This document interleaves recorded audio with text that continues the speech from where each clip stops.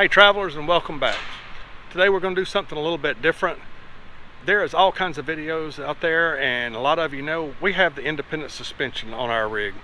Makes all the difference in the world. MORryde is a fantastic company, and you can see all kinds of great videos out in the YouTube world about the independent suspension and how great it is. What we're going to talk about today is if you've got independent suspension, now what? How do we deal with the maintenance?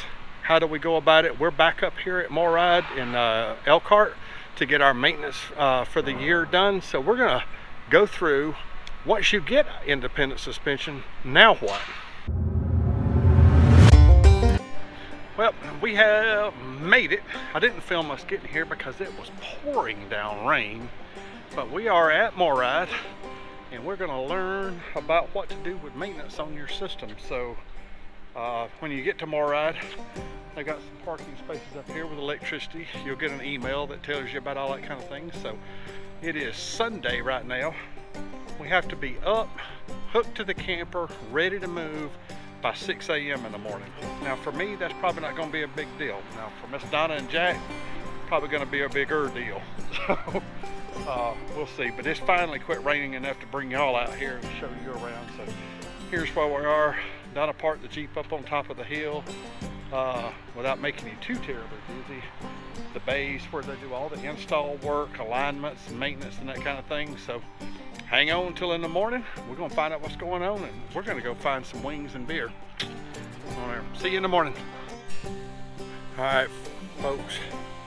Good morning and welcome to MORryde. It is 5:30 in the morning. Time to get things started. If you do come here, they're going to want to be up. Like I said, we had parking last night, but you're going to want to be up and ready to move. Trucks hooked up no later than 6. So we're up just a tad bit early, starting to work on 6 o'clock, waiting on everybody to get their stuff. The workers are starting getting here, so excited to carry you along on this journey. So this is where the mayhem begins. They come out, check you in, give you a bay number, and then ask you to move down and back your rig in. Well, backing your rig in is a whole nother thing, but you can see there's a group up on top of the hill that's still waiting to get in. Our friends and we got in pretty quick and got ours parked. So now we'll get the truck out of their way and let them go to work.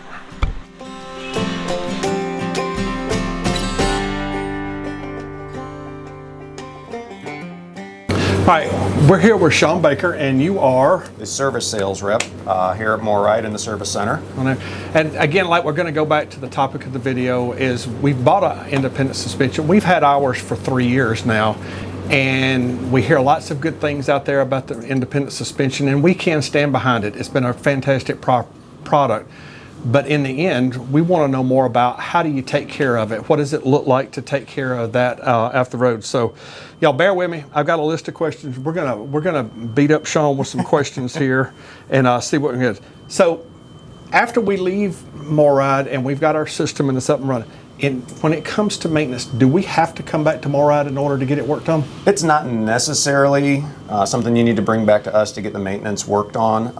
When we check you out after getting the IS installed, we give you a list of different service centers that are around the country. They're all customer reference, so unfortunately MORryde can't guarantee their quality or their pricing or anything like that, but they're ones customers have taken their units to and have said they've done a really nice job. Okay. So you could take them to one of those shops too, but I know a lot of people do appreciate the work that we do and want to bring it back to us. But nice. No, the short answer to it is no, you don't necessarily need to bring it here. Right. So one more out about how often should we get an alignment, or let's change the questions up a little bit. How often should we get a service on the system? When should we bring it in? We say in our owner's manual, we say 12 to 15,000 miles or once a year is when you want to service things. So that would include repack the bearings, re-grease the torque bracket, take care of that kind of maintenance. An alignment? An alignment, you could do it once a year.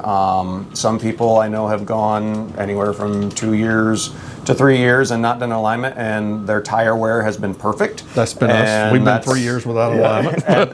and that's okay too. Other customers, just for peace of mind, like to do it every 6 months. So that's a customer preference thing. But yeah, at least once a year we would say check it and and get the alignment done. So for us, and we're back here, if a customer brings their IS back to MORryde for a basic maintenance package, maybe an alignment, what does that look like? What does that look like here, and how long does something like that take to get done? So what that looks like is we'll get your unit in, we'll do an inspection, make sure everything looks good, shocks, springs, brake pads are good, and then from there, pop the tires off, re-grease the bearings, clean them up, check those to make sure that there's nothing wrong with those bearings in there. That's a good opportunity if you're wanting to get new bearings in. We could do it at that particular point. Otherwise, but it's not required. It's not required, especially if the bearings are good. Right. We can reuse those. Same with the races in there. And yeah, we'll take care of everything. And how long would something like this normally take? Typically about a half a day. Okay, so it's a half a day thing. Half a day thing to get the bearing repack and inspection and alignment done. So if we're out, and I know Don and I do a big walk around every day, what's some of the things that we should look for in our day-to-day travels of potential problems, things along on that? Yep. So different things to look for is definitely the tire wear.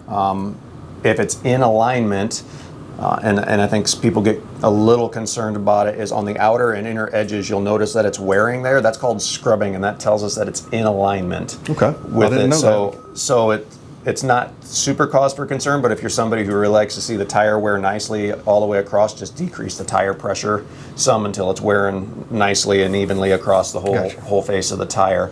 The other thing you can check, lug nuts, always should be retorquing those to make sure those are nice and tight.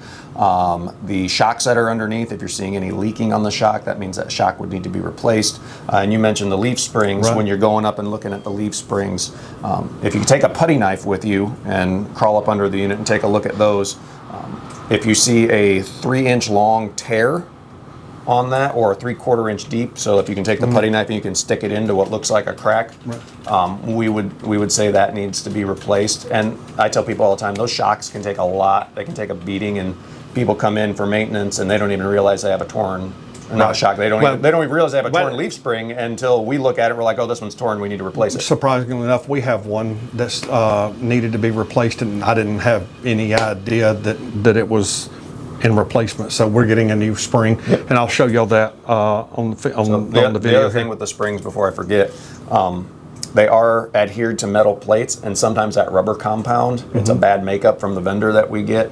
Not necessarily, we've had really good success with them, I'm not saying that it's bad, but you know, things are things, and hey, folks, we've said it, and we were laughing about it. If you drag these things up and down the road, and y'all have heard us say this over and over again in our videos, if you drag these things up and down the road like we do with the roads, things are going to happen. It's just the nature of the beast. You're going to get wall cracks. You're going to get bearings that go bad. You're going to get springs that fail. It's just part of nothing is perfect. It's going to happen.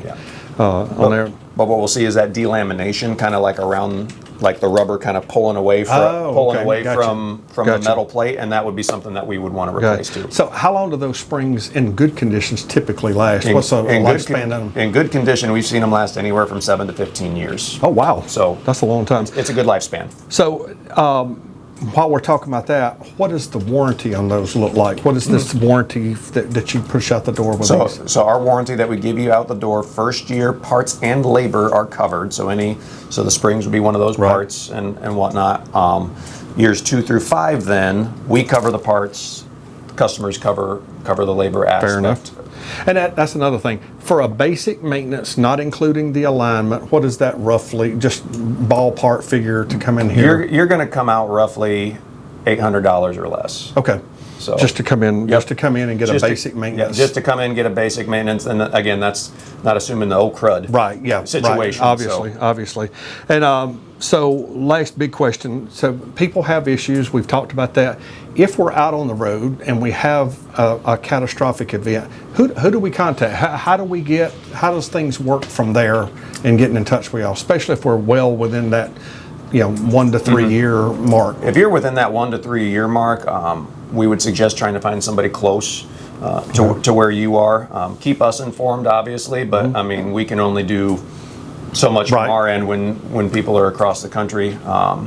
You can search up Mobile Techs online to come out and take a look at it, or one of those service centers that potentially I could was be going to say close. those service centers usually could offer something along that Service line. centers could offer that. We have shipped parts across the country to customers that have had issues, and they can take it into a service center somewhere Nice. and Okay, get it good deal. fixed up that way. So Good deal. Well, we won't take up any more of your time. Hopefully this helps y'all out on the road to understand, after you get a wonderful independent suspension, what to do with it once you get it. And that's kind of the focus of this video, is to describe how do you take care of it to make it last many, many years. Like I said, we're pushing into 4 years on ours, and it has been wonderful. It still rides great. We replaced one spring on it while we're out here and some brake pads, re-greased the bearings, and continue on. The last few times I've done the greasing myself, so now we're letting the professionals do it, and my hands are clean on this. But thank you for your time. not a problem, I sir. appreciate it. Yep. Well, that is a wrap at MORryde. I hope y'all got something out of it.